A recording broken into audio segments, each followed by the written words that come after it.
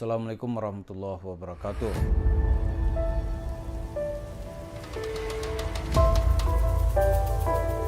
Para pemirsa, isu Mansur itu mulai mendapat tempat di dalam dunia perdakwahan ini ketika terbit bukunya yang berjudul Mencari Tuhan yang Hilang.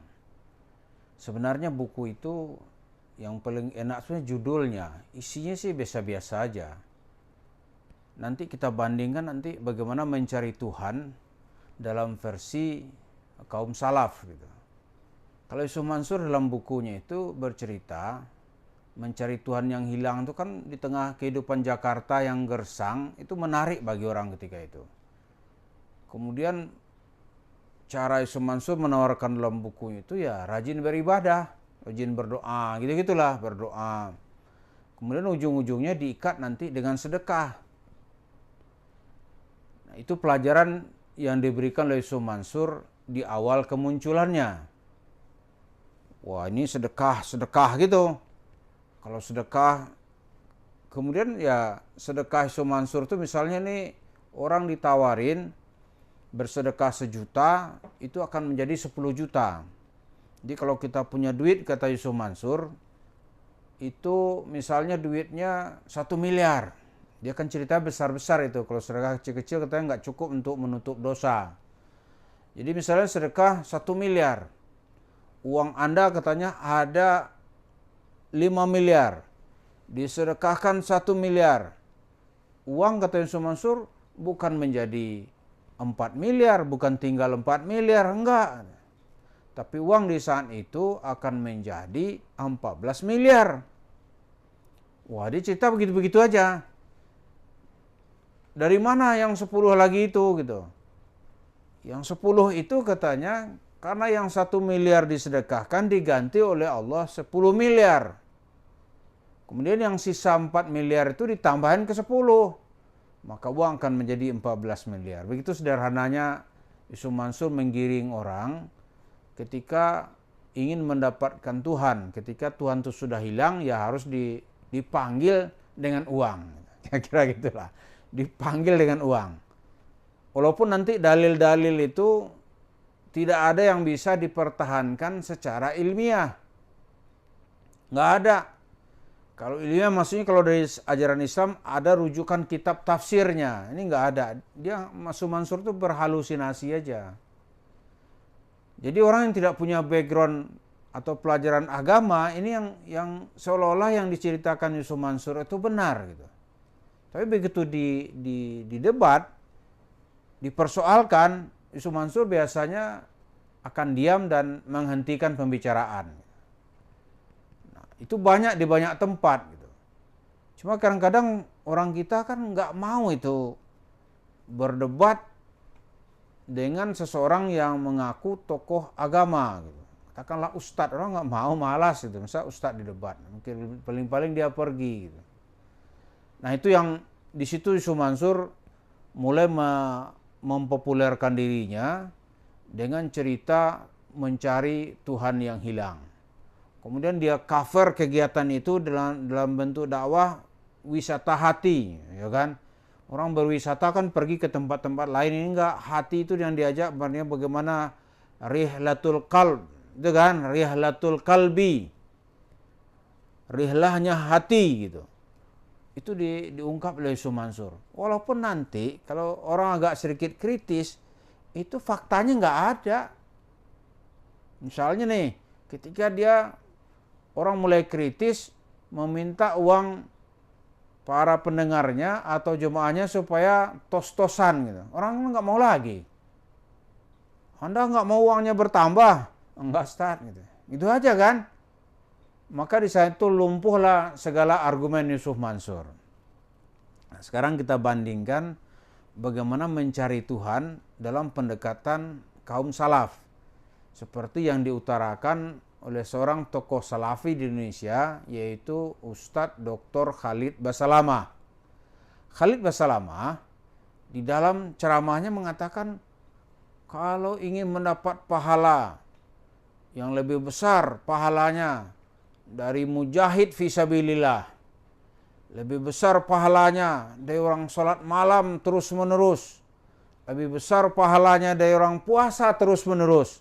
Kata Khalid Basalamah menyetir sebuah hadis, yaitu dengan memperhatikan para janda dan anak yatim. Hadis Bukhari Muslim, kata Nabi SAW, siapapun yang sibuk mengurus janda, kata para ulama, yang paling puncak mengurus janda adalah menikahinya. Maka dia seperti mujahid di jalan Allah. Dan selama menikah sama janda itu, dia seperti mendapatkan pahala orang yang puasa di siang harinya dan sholat malam di malam harinya. Jadi kalau antum menikah sama janda, kemudian nikahnya sudah 10 tahun misalnya, setiap hari seperti kita puasa, setiap hari seperti kita sholat malam. Pahala, keutamaan. Kalau para janda, kata Khalid, yang paling puncak memperhatikanlah menikahinya. Wah, ini pahalanya diceritakan oleh Khalid besar sekali gitu. Tapi cerita begini kan mengandung konsekuensi.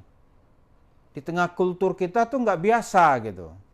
Maka ceramah Khalid ini nggak begitu populer. Padahal kalau kita banding dengan cerita Yusuf Mansur yang disampaikan Khalid ini punya rujukan yang jelas, punya hadis yang jelas, punya pijakan yang jelas. Ya kan? Misalnya sekarang mana yang lebih berbahaya gitu?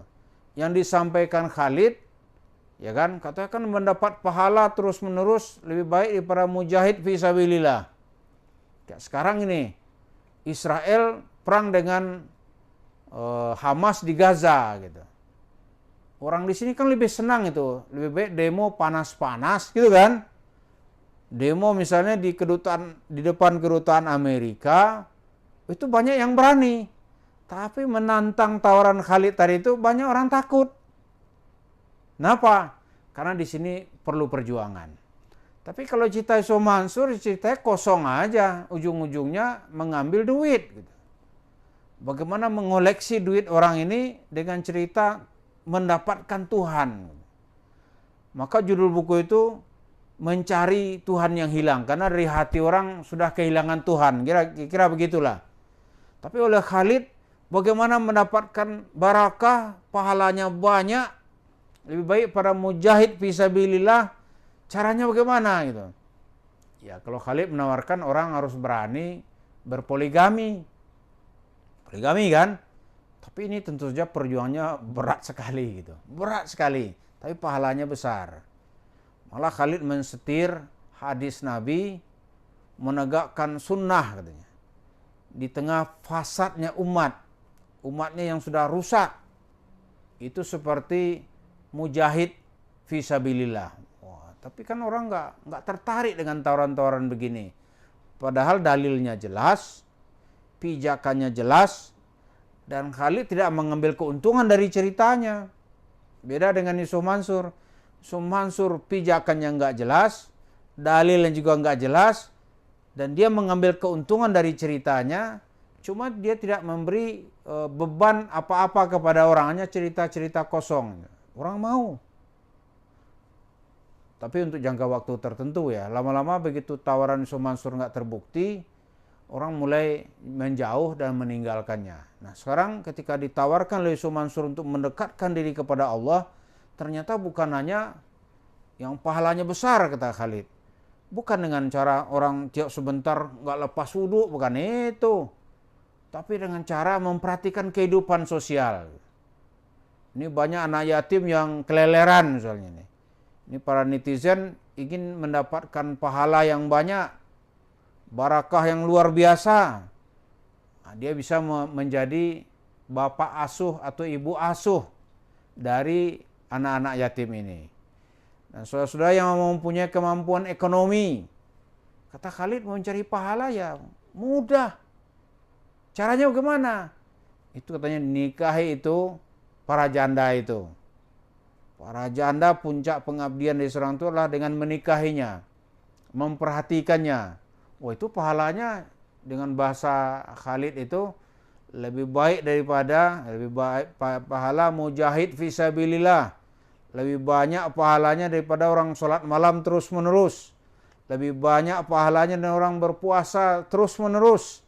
Ya kan?